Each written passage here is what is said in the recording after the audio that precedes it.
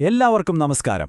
ഇന്ന് നമ്മൾ സിസേറിയൻ സെക്ഷനുകളെക്കുറിച്ചുള്ള നമ്മുടെ കാഴ്ചപ്പാടുകളെ തന്നെ മാറ്റിമറിക്കുന്ന ചില കാര്യങ്ങളാണ് സംസാരിക്കാൻ പോകുന്നത്. ഒരുപാട് തെറ്റിദ്ധാരണകളുള്ള ഈ വിഷയത്തിലേക്ക് നമുക്ക് ആഴത്തിലൊന്ന് ഇറങ്ങിച്ചെല്ലാം. ഡോക്ടർ പ്രശാന്തിന്റെ ഈ വാക്കുകൾ കേട്ടില്ലേ? എന്തൊരു ശക്തമായ ആശയമാണിത്.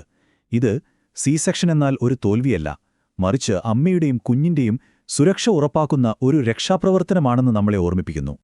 അപ്പോ നമുക്ക് ആദ്യത്തെ കാര്യത്തിലേക്ക് കടക്കാം. എന്തുകൊണ്ടാണ് ഒരു സി സെക്ഷൻ ഒരു വിട്ടുവീഴ്ചയല്ല, മറിച്ച് വൈദ്യശാസ്ത്രം നേടിയ ഒരു വലിയ വിജയമാണെന്ന് പറയുന്നത് എന്ന് നോക്കാം. പണ്ടൊക്കെ, അതായത് ഒരു 100 വർഷം മുൻപ്, സി സെക്ഷൻ എന്ന് പറഞ്ഞാൽ ജീവൻ പണയം വെച്ചുള്ളൊരു കളിയായിരുന്നു. പക്ഷെ ഇന്ന് അങ്ങനെയല്ല. 1920കളിൽ വന്ന ലോവർ സെഗ്മെന്റ് രീതി ശരിക്കും ഒരു വിപ്ലവമായിരുന്നു. ഗർഭപാത്രത്തിന്റെ താഴെ ഭാഗത്തുള്ള ചെറിയ തിരശ്ചീനമായ മുറിവ് കാരണം രക്തസ്രാവം കുറഞ്ഞു, മുറിവ് വേഗമുണങ്ങി. ഏറ്റവും പ്രധാനം, അടുത്ത പ്രസവം നോർമലാകാനുള്ള സാധ്യത പോലും അത് തുറന്നുതന്നു. ഇത് മനസ്സിലാക്കാൻ ഒരു സിമ്പിൾ ഐഡിയ പറയാം. നിങ്ങളുടെ ഇടുപ്പെല്ല് ഒരു വാതിലാണെന്ന് സങ്കൽപ്പിക്കുക. കുഞ്ഞാണ് വീട്ടിലേക്ക് വരുന്ന അതിഥി. ഇനി ആ വാതിലിലൂടെ അതിഥിക്ക് സുഖമായി വരാൻ പറ്റുന്നില്ലെങ്കിൽ നമ്മൾ എന്തു ചെയ്യും? ഒരു സൈഡ് ഡോറ് തുറന്നുകൊടുക്കും, അല്ലേ? അത്രയുള്ളൂ സി സെക്ഷനും. ലക്ഷ്യം ഒന്നുമാത്രം: അതിഥിയെ സുരക്ഷിതമായി അകത്തെത്തിക്കുക. ഇനി ചില സാഹചര്യങ്ങളിൽ സി സെക്ഷൻ ഒരു ഓപ്ഷനല്ല, അതൊരു ആവശ്യകതയാണ്.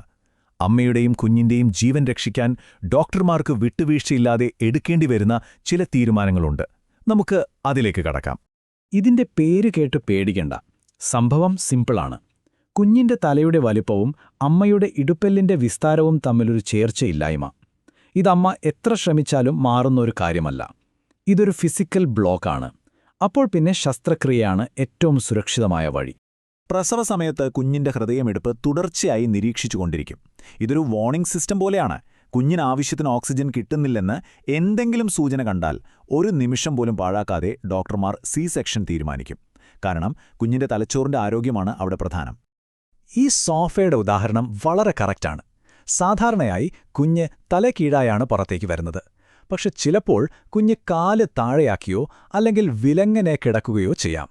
ആ പൊസിഷനിൽ ഒരു സാധാരണ പ്രസവം വളരെ അപകടം പിടിച്ചതാണ്.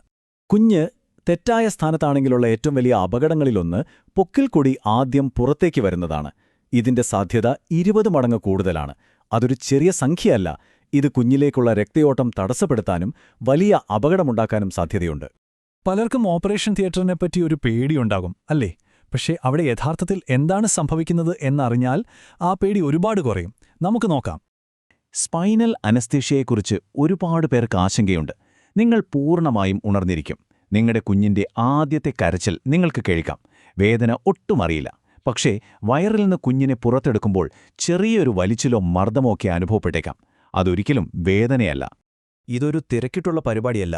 വളരെ ശ്രദ്ധയോടെ ഓരോ പാളികളായി തുറന്നാണ് സർജൻ കുഞ്ഞിലേക്ക് എത്തുന്നത്.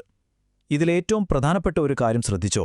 4ാമത്തെ ലെയറായ പേശി മുറിക്കുന്നില്ല, പകരം വശത്തേക്ക് മാറ്റിവെക്കുകയാണ് ചെയ്യുന്നത്. അതുകൊണ്ടാണ് സി സെക്ഷന് ശേഷമുള്ള റിക്കവറി നമ്മൾ വിചാരിക്കുന്നതിലും വേഗത്തിലാകുന്നത്. ഓക്കെ, സർജറി കഴിഞ്ഞു. കുഞ്ഞ് നിങ്ങളുടെ കയ്യിലിരിക്കുന്നു. ഇനി ഏറ്റവും പ്രധാനപ്പെട്ട അടുത്ത ഘട്ടം, റിക്കവറി. ഇതിന് നിങ്ങളെ സഹായിക്കുന്ന ഒരു ആക്ഷൻ പ്ലാനുണ്ട്. ഈ 3 കാര്യങ്ങൾ കൃത്യമായി പാലിച്ചാൽ നിങ്ങളുടെ റിക്കവറി വളരെ സുഗമമാകും. സർജറിക്ക് മുൻപുള്ള 6 മണിക്കൂർ ഫാസ്റ്റിംഗ് അനസ്തേഷ്യയുടെ കോംപ്ലിക്കേഷൻസ് ഒഴിവാക്കാനാണ്. സർജറി കഴിഞ്ഞ് എത്രയും പെട്ടെന്ന് എഴുന്നേറ്റ് നടക്കുന്നത് രക്തം കട്ടപിടിക്കുന്നത് പോലുള്ള അപകടങ്ങൾ ഒഴിവാക്കാൻ സഹായിക്കും. പിന്നെ 6 ആഴ്ചത്തേക്ക് കുഞ്ഞിന്റെ ഭാരത്തിൽ കൂടുതലൊന്നും എടുക്കരുത്. ഉള്ളിലെ സ്റ്റിച്ചുകൾക്ക് ഉണങ്ങാൻ സമയം കൊടുക്കണം. ഇനി നമുക്ക് കുറച്ച് കെട്ടുകഥകളും അതിന്റെ പിന്നിലെ സത്യവും എന്താണെന്ന് പെട്ടെന്നൊന്ന് നോക്കിയാലോ? സി സെക്ഷനെക്കുറിച്ച് ഒരുപാട് തെറ്റിദ്ധാരണകൾ ഇപ്പോഴും നമ്മുടെ ഇടയിലുണ്ട്. ഇതൊരു സ്ഥിരം ഉപദേശമാണ്, അല്ലേ? പക്ഷെ ഒന്ന് ലോജിക്കായി ചിന്തിച്ചു നോക്കൂ. നമ്മൾ കഴിക്കുന്ന നെയ്യ് പോകുന്നത് ദഹനവ്യവസ്ഥയിലേക്കാണ്. അതിനെങ്ങനെയാണ് ഇടുപ്പെല്ലിന്റെ ഘടന മാറ്റാൻ സാധിക്കുന്നത്? അതിനൊരു ശാസ്ത്രീയ അടിസ്ഥാനവുമില്ല. ഇതൊരു വലിയ തെറ്റിദ്ധാരണയാണ്. സത്യം എന്താണെന്ന് വെച്ചാൽ, സി സെക്ഷൻ കഴിഞ്ഞ ഉടൻ തന്നെ റിക്കവറി റൂമിൽ വെച്ച് തന്നെ കുഞ്ഞിനെ മുലയൂട്ടാൻ തുടങ്ങണം. അനസ്തീഷ്യയ്ക്ക് ഉപയോഗിക്കുന്ന മരുന്ന് മുലപ്പാലിലേക്ക് കലരില്ല. അതുകൊണ്ട് പേടിക്കേണ്ട ഒരു കാര്യവുമില്ല.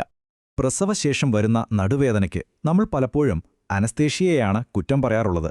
എന്നാൽ യഥാർത്ഥ കാരണം അതല്ല.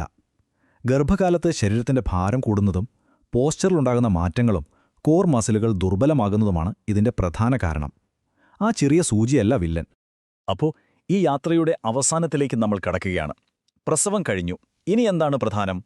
എന്താണ് യഥാർത്ഥ ഫിനിഷ് ലൈൻ? ആശുപത്രിയിൽ നിന്ന് വീട്ടിലെത്തിയ ശേഷം ഈ കാര്യങ്ങൾ പ്രത്യേകം ശ്രദ്ധിക്കണം. ഇവയെല്ലാം റെഡ് ഫ്ലാഗുകളാണ്. കടുത്ത പനി, മുറിവിൽ നിന്ന് പഴുപ്പ്, കൂടിക്കൂടി വരുന്ന വേദന, അമിതമായ രക്തസ്രാവം അല്ലെങ്കിൽ കാലിൽ നീരും വേദനയും. ഇവയിലേതെങ്കിലും ശ്രദ്ധയിൽപ്പെട്ടാൽ ഒട്ടും വൈകരുത്, ഉടൻ തന്നെ ഡോക്ടറെ വിളിക്കണം. ഈ വാക്കുകൾ നമ്മുടെ മനസ്സിൽ എപ്പോഴും ഉണ്ടാകണം.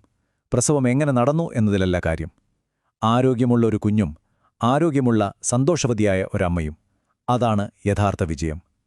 ഓരോ പ്രസവവും അതെങ്ങനെയായാലും ആഘോഷിക്കപ്പെടേണ്ട ഒന്നുതന്നെയാണ്. അപ്പോൾ ഈ പുതിയ അറിവുകൾ വെച്ചുകൊണ്ട് നമുക്കൊന്ന് ചിന്തിക്കാം. അമ്മയാകാൻ പോകുന്ന ഓരോ സ്ത്രീയെയും അവരുടെ പ്രസവരീതി ഏതുമായിക്കൊള്ളട്ടെ നമുക്കെങ്ങനെ മുൻവിധികളില്ലാതെ പിന്തുണയ്ക്കാൻ സാധിക്കും? എല്ലാ അമ്മമാരെയും അവരുടെ യാത്രയെയും നമുക്ക് ബഹുമാനിക്കാം. നന്ദി.